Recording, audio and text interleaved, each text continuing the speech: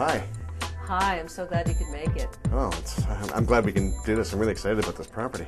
Let's just go into my office. All right. Now that you've decided on that property, let's prepare an offer. That simple sentence, of course, is one of the most satisfying you'll ever hear in real estate. Now, you'll have to add something to it because of new federal money laundering and anti-terrorist financing requirements. Under the old regulations, a real estate agent only had to report suspicious or large cash transactions, ones they thought might involve money laundering or transactions where more than $10,000 in cash was involved. With these new regulations, there is information to collect and forms to be completed. Now, I have to tell you that there's a new form that I have to fill out.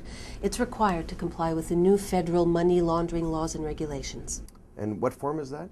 In order to comply, I have to complete what's known as an individual identification information record. Basically, it's a report showing that I verified your personal identification or ID. Oh, really? Now, what happens to that information? Again, this is separate from the actual real estate forms that are required. This form is required by federal law. Our broker office will have to keep it on file for the next 5 years, and if Fintrac wants to see it, our office has to provide it. Now, who or what is Fintrac? Fintrac is the federal agency responsible for money laundering and anti-terrorist financing compliance in Canada. I have this brochure for you that explains what Fintrac is, and it also explains why we now have to collect this information.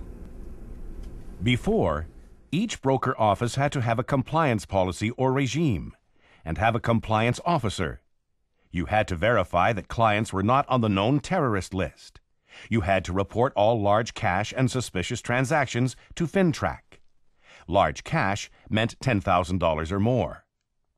With the new regulations, you have to do all of those things and more.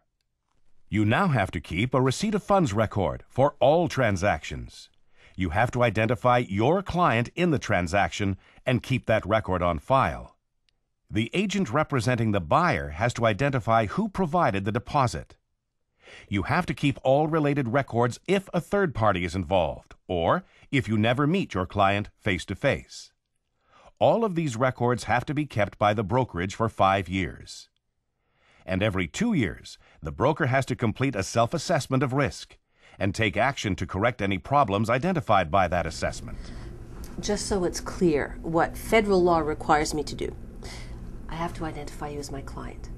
I have to record your deposit, and I have to keep that information on file for 5 years in case Fintrac ever wants to see it.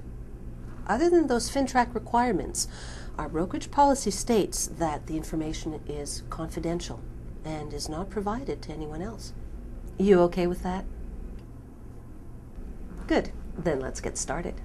The identification your client provides does not have to include a photo, but there is a list of what's acceptable for verification and what's not.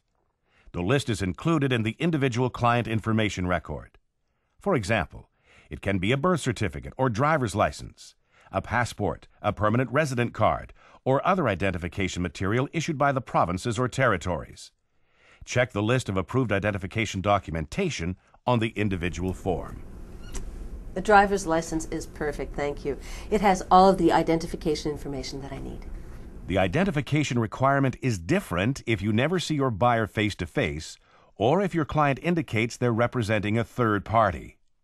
One of the questions I have to ask in order to comply with federal money laundering requirements is whether you're representing anyone else in this real estate transaction.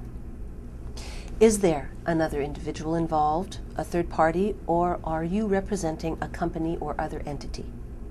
No, it's just myself. Great. Fintrac defines a third-party situation as one where the client is acting on someone else's instructions, or if a third party is providing the deposit. This can be an individual or corporation or entity.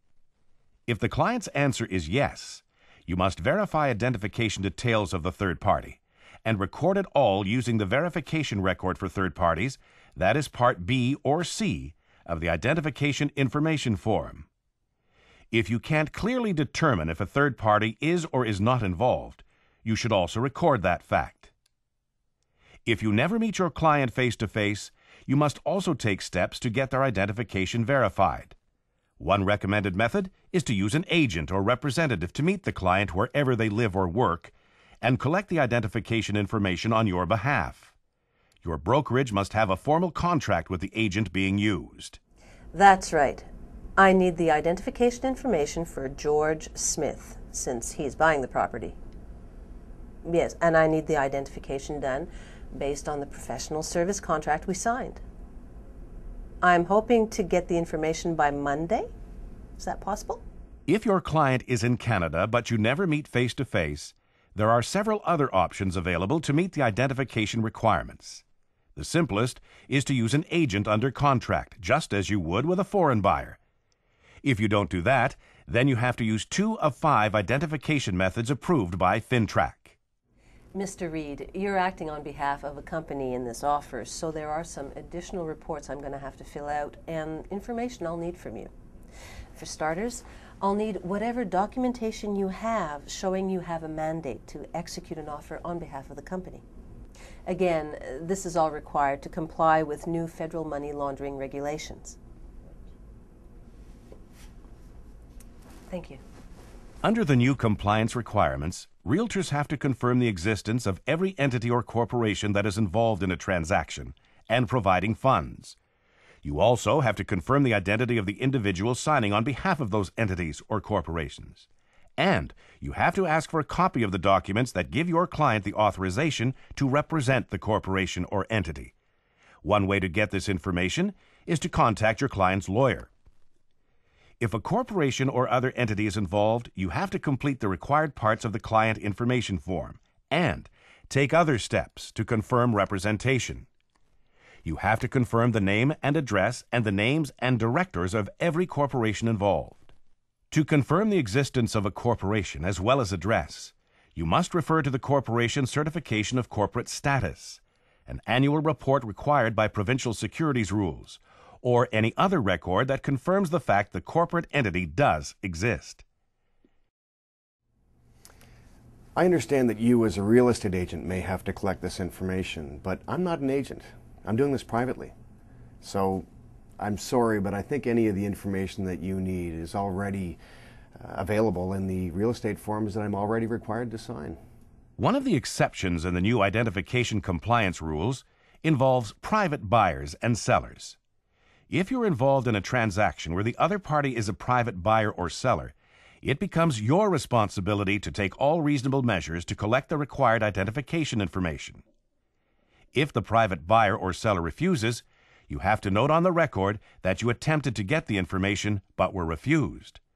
You don't have to walk away from the deal, but you also have to report the reason the individual gave for not providing the identification documentation. You may also have to file a suspicious transaction report. I don't need any more information from you for this next form that I have to complete, but I have to keep a record about the deposit you're making with your offer. This is also kept on file at our brokerage for 5 years. This is the receipt of funds record. It's the buyer's agent who has to complete it, even if the deposit ends up directly in the bank account of the listing broker. Remember, the only time you don't have to fill out this form is if the funds are coming on behalf of a financial entity such as a bank, or from a government agency, or if a large cash transaction record is required instead. Well, that's it, Mr. Reed. I have all the information and documentation I need to comply with the new money laundering and anti-terrorist financing regulations. Thank you for your patience and understanding. Here you go. So to summarize some important points, here are a few housekeeping rules. The official copy of all reports of forms required for Fintrac compliance must be kept in the brokerage, or the files have to clearly indicate where it is being stored.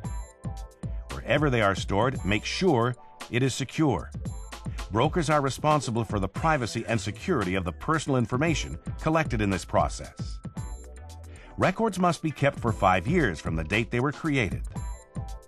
They can be in a machine-readable or electronic format as long as a paper copy can be produced upon request. When Fintrac asks, you have 30 calendar days to produce the documents. Remember, these additional training and information resources are available to you at any time on RealtorLink.